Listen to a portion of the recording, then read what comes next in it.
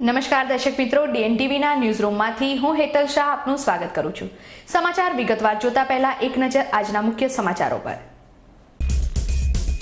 પોલો ground ખાતે ગતરોજ લાગેલી ભીષણ આગમાં એક તરુણનું કમકમાટી ભર્યું મોત। તો આગ લગાવવાના કારણોની તપાસ કરવા એફએસએલની ટીમ પહોંચી પોલો ગ્રાઉન્ડ ખાતે।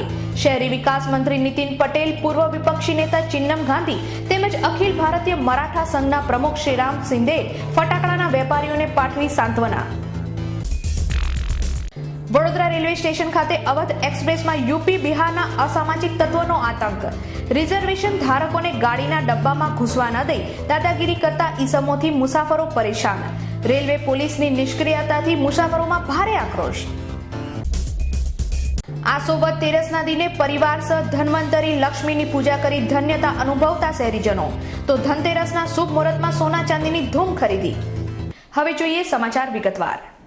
ગતરોજ શહેરના પોલો ગ્રાઉન્ડ ખાતે લાગેલી ભીષણ આગમાં એક તરુણનું મોત નિપજવા પામ્યું છે। આજરોજ શહેરી વિકાસ મંત્રી નીતિનભાઈ પટેલ સહિતના નેતાઓએ પોલો ગ્રાઉન્ડની મુલાકાત લીધી હતી। પોલો ગ્રાઉન્ડ મેદાન ખાતે ગતરોજ લાગેલી ભીષણ આગ બાદ સ્થળ પર હાજર લોકો પોતાનો જીવ બચાવવા નાસભાગ મચાવી મૂકી હતી। તો બીજી તરફ ફટાકડાની ખરીદી માટે મેદાન ખાતે આવેલા પરિવારના સભ્યો વિખૂટા પડી જતા હૃદયદ્રાવક દ્રશ્યો સર્જાયા હતા। પોલો ગ્રાઉન્ડ ખાતે થયેલી આ હોનારતમાં એક તરુણનું મોત થયું હોવાનું મોડી રાત્રે ખુલવા પામ્યું હતું। આ તરુણના પરિવારજનો મોડી રાત્રે સયાજી હોસ્પિટલના પોસ્ટમોર્ટમ વિભાગ ખાતે ધસી આવ્યા હતા, જ્યાં પરિવારજનોના કલ્પાનથી હાજર સૌ કોઈની આંખો અશ્રુભીની થઈ ગઈ હતી। હું એનો ફાધર છું। અમે ઘરેથી નીકળી અને ફટાકડા લેવા ગયા ત્યાં, અને ફટાકડા લીધા અમે, અને પેલું થેલીમાં ભરતો હતો, અને સાઈડમાં મારો છોકરો કે મારે બંદૂક લેવી છે, તો મેં એને એટલું કીધું કે તઈ છે બંદૂક, ત્યાંથી પસંદ કરી લે અને બંદૂક લઈ લે। એ બંદૂક લેવા ગયો ને એટલામાં ત્યાં પાછળ આગ લાગી ગઈ। એ આગ લાગતા જ મેં મારો છોકરો મેં આમ પલટીને જોયો તો મારો છોકરો મને ત્યાં ના મળ્યો। તો મેં બાજુની દુકાન તક તો દોડીને જોઈને ગયો, પણ એ મળ્યો નથી। અને પછી બધી પબ્લિક પાછળના ગ્રાઉન્ડમાં નીચે ઉતરીને ભાગવા ગઈ, તો મેં બી ત્યાં ભાગીને જતો રહ્યો જોવા માટે। એના પછી મને મારો બાળક મળ્યો નથી। પોલો ગ્રાઉન્ડ મેદાન ખાતે લાગેલી ભીષણ આગમાં તમામ દુકાનો ભસ્મીભૂત થઈ ગઈ હતી। આજ રોજ શહેરી વિકાસ મંત્રી નીતિન પટેલે સ્થળની મુલાકાત લીધી હતી। તેમણે શહેરીજનોને સાંત્વના આપતા જણાવ્યું હતું કે સદભાગ્યે આવડી મોટી હોનારત થઈ હોવા છતાં પણ મોટી જાનહાનિ ટળી હતી। આ દુર્ઘટનામાં ભોગ બનેલ તરુણના પરિવારજનોને સરકાર દ્વારા સહાય મળશે કે નહીં તે બાબતે તેમણે જણાવ્યું હતું કે આગામી વિધાનસભાની ચૂંટણીને લઈને આચારસંહિતા બાબતે ચૂંટણી પંચ સાથે ચર્ચા કર્યા બાદ સહાય અંગે સરકાર વિચારણા કરશે। ગઈકાલે મેં જ્યારે બનાવના સમાચાર અમારા હોદ્દેદારો દ્વારા જાણવા મળ્યા, કલેક્ટરશ્રી દ્વારા જાણવા મળ્યા, મુખ્યમંત્રીશ્રીને પણ અંગે માહિતી તાત્કાલિક પહોંચાડી। અત્યારે આચારસંહિતા છે, વળતર ચૂકવવા અંગે અમે માર્ગદર્શન માગ્યું છે ચૂંટણી કમિશનરનું, અને એમણે કહ્યું છે કે હું તપાસ કરી અને નોંધ પ્રમાણે જે શક્ય હશે એ કરવાની સરકારને પરવાનગી આપીશ। માન્ય મુખ્યમંત્રીશ્રીએ તાત્કાલિક મને અહીંયા આવવાની સૂચના આપી હતી, અને એના અનુસંધાનમાં આજે સ્થળ મુલાકાત અમે કરી। પોલો મેદાન ખાતે ગતરોજ થયેલી દુર્ઘટના બાદ આજ રોજ એફએસએલની ટીમે ડીસી પાંડેની અધ્યક્ષતામાં સ્થળની મુલાકાત લીધી હતી। તેમણે જણાવ્યું હતું કે પ્રાથમિક તપાસમાં ગ્રાહક દ્વારા ફટાકડા ફોડતા આ હોનારત સર્જાઈ હોવાનું જાણવા મળ્યું છે, પરંતુ યોગ્ય તપાસ બાદ જ સચોટ કારણ मालूम પડશે। कल जो एक बहुत ही दुर्भाग्यपूर्ण दुर्घटना हुई ये बड़ौदा के पोलो ग्राउंड में, और अभी इस दुर्घटना की जांच हम लोग कर रहे हैं। जहां तक अभी तक हम लोगों को पता चला है विश्वस्त सूत्रों से और लोगों पब्लिक से और दुकानदारों से कि यहाँ पर कोई आदमी जो है पटाखे का या तो वह खरीदने के बाद उसको जला के देख रहा था, या किसी आदमी ने कोई सिगरेट बीड़ी पीने के वजह से यहाँ पर फेंक देने की वजह से आग लग गई है। लेकिन अभी इसकी कोई हम लोग को विश्वस्त सूत्रों से कुछ नहीं पता चला है। आग दुर्घटना की जांच की जा रही है, और जो भी हम लोगों के सामने आएगा बाद में हम लोग उसकी रिपोर्ट जमा करेंगे। શહેરના પોલો ગ્રાઉન્ડ મેદાન ખાતે 40 વર્ષ બાદ લાગેલી ભીષણ આગ બાદ આજે કોંગ્રેસના પૂર્વ વિપક્ષી નેતા ચિન્નમ ગાંધીએ સ્થળની મુલાકાત લીધી હતી। આ દુર્ઘટના માટે તેમણે સેવાસદનના અધિકારીઓને જવાબદાર ઠેરવતા જણાવ્યું હતું કે પોલો મેદાન ખાતે ફાયર સુવિધા નહીં મુકાતા આવડી મોટી દુર્ઘટના સર્જાઈ હોવાના આક્ષેપો કર્યા હતા। पानी का टैंकर रखना चाहिए। वो दादा पीछे से साइड पे आ जाओ। और पानी का टैंकर रखा है, एक ही टैंकर रखा था, इसके अंदर भी पानी नहीं था। 15 कम से कम 15 मिनट तक फायर का जो वाटर टैंकर है एक भी नहीं पहुंच सकी। इसके लिए आग सारे जगह पर पकड़ लिया, इसका सब नुकसान हुआ था। इसका जवाबदारी कॉरपोरेशन का, फायर का जो ऑफिसर, इसका जवाबदारी, इसका नेग्लिजेंस के लिए सब हो रहा है। पहले भी 2 ऑफिसर मर गया था महिसागर के अंदर, इसका नेग्लिजेंस के लिए 4 आदमी मर गया था, जीआईडीसी में आग लग गया। तो दूसरा दफा इसका नेग्लिजेंस थी, वरना इसको 4 टैंकर यहाँ रखना चाहिए। ये जो सिस्टमेटिक नहीं चल रहे, 2-3 લીડર કો પકડ કે એ રાજ કર રહા હૈ, इसको तो तुरंत तो सस्पेंड करना चाहिए। શહેરના પોલો મેદાન ખાતે સર્જાયેલી દુર્ઘટનાને લઈને અખિલ ભારતીય ગુજરાતી મરાઠા સંઘના પ્રમુખ શ્રીરામ શિંદેએ દુઃખ વ્યક્ત કર્યું હતું। તેમણે વેપારીઓને સાંત્વના પાઠવી હતી। જે દુકાન બની છે એ બહુ જ આમ ખોટ ના પૂરાય કે ના પૂરાય એની એવી એ છે, પણ પ્રભુને એટલી માયા છે કે આમાં વધારે કંઈ એ ના થતા એક જ ભૂલકણાની જાનહાની થઈ છે। એના માટે પણ અમે દુઃખ બિરદાવીએ છીએ।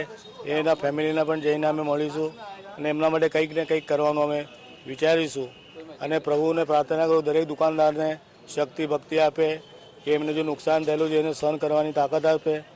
વડોદરા રેલવે સ્ટેશને આજે સવારે હવત એક્સપ્રેસમાં યુપી બિહારના પેસેન્જરોએ રિઝર્વેશન ધરાવતા મુસાફરોને ગાડીમાં ઘૂસવા ન દેતા હંગામો મચી જવા પામ્યો હતો। વડોદરા રેલવે સ્ટેશન પર આજે સવારે અવધ એક્સપ્રેસમાં રિઝર્વેશન ધારક પેસેન્જરો પોતાની સીટ મેળવવા ગાડીના ડબ્બામાં ઘૂસ્યા ત્યારે અગાઉથી ગાડીમાં બેસેલા યુપી બિહારના મુસાફરોએ તેમને ગાડીમાંથી બહાર કાઢી મૂક્યા હતા। આ બાબતે ગુજરાતી પરિવાર રેલવે સુપ્રિન્ટેન્ડન્ટને ફરિયાદ કરવા પહોંચ્યો તો તેમણે પણ આ બાબતે રેલવે તંત્ર મદદ કરી નહીં શકે તેમ જણાવ્યું હતું। તો બીજી તરફ રેલવે સ્ટેશન ખાતે પેસેન્જરો વચ્ચે ધીંગાણું થયું ત્યારે રેલવે પોલીસના એક પણ જવાન હાજર નહીં ફરકતા પેસેન્જરોમાં રેલવે તંત્ર સામે રોષ જોવા મળ્યો હતો।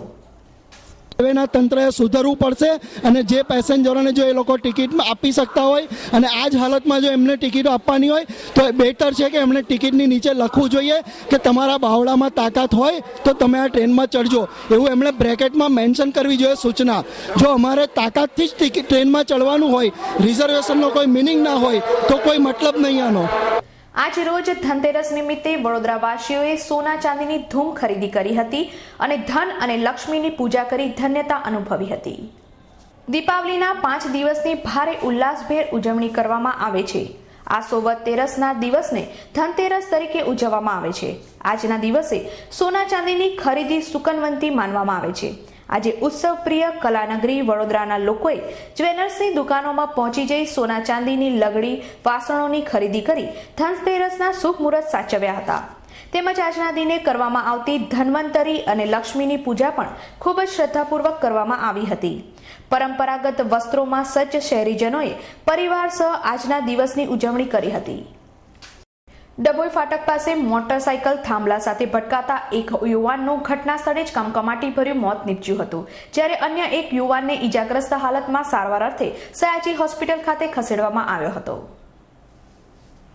બનાવની વિગતો મુજબ ડભોઈ ટીમ્બી ફાટક પાસે મજૂરી કામ અર્થે આવેલા 2 બિહારી યુવાનો સિમરિયા ફેક્ટરી ખાતે મજૂરી કામ કરતા હતા। નિત્યક્રમ મુજબ બંને યુવાનો મોટરસાયકલ લઈને પોતાની ફરજ પર જતા હતા। તે દરમિયાન ડભોઈ ફાટક પાસે મોટરસાયકલ ચાલકે સ્ટીયરિંગ પરનો કાબુ ગુમાવતા મોટરસાયકલ થાંભલા સાથે ભટકાઈ હતી।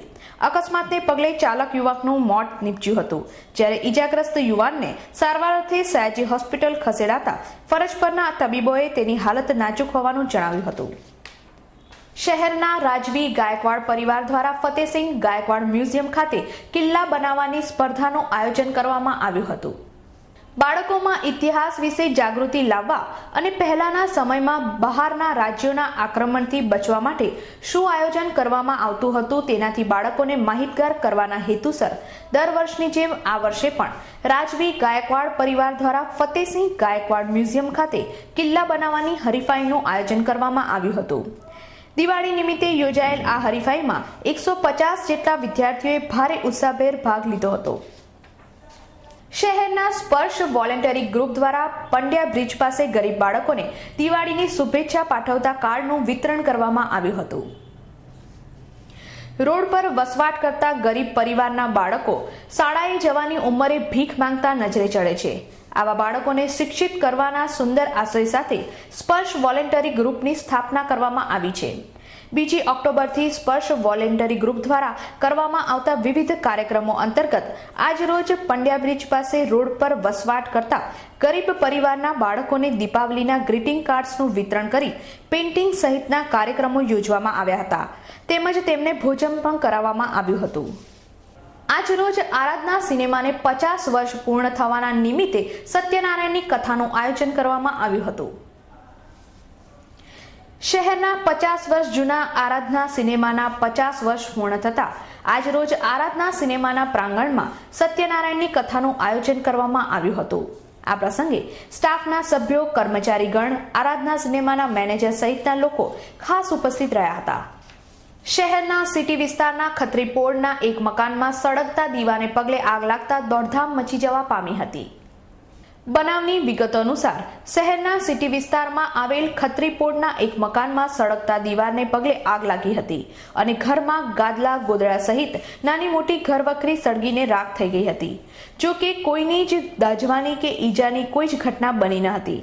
દર્શક મિત્રો, હજી ગઈકાલે જ બનેલી પોલો ગ્રાઉન્ડની દુર્ઘટનાને 24 કલાક પણ વીત્યા નથી ત્યાં ફરીથી આગનું છમકલું થતા લોકોના જીવ તાળવે ચોંટી ગયા હતા. દર્શક મિત્રો, DNTVના ન્યૂઝરૂમમાંથી આજે બસ આટલું જ. આવતીકાલે નવા સમાચારો સાથે ફરીથી મળીશું.